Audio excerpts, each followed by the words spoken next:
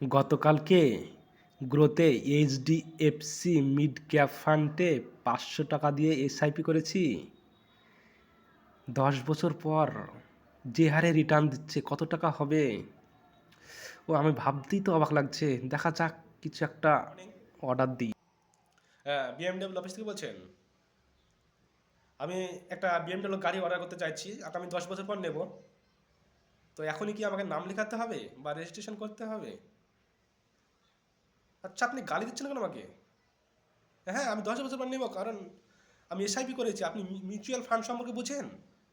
500 টাকা দিয়ে এসআইপি করেছি গতকালকে।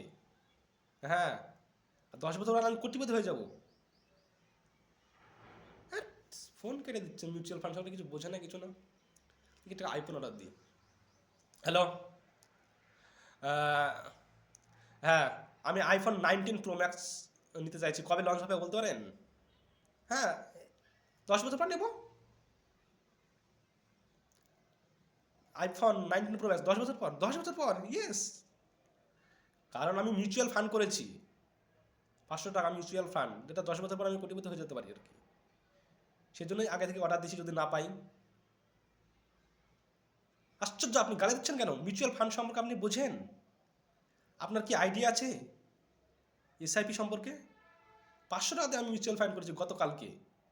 হ্যাঁ, ফালতু সব লোকজন, কিছু বোঝে না, কিছু না মিউচুয়াল ফান্ড সম্পর্কে। ওকে।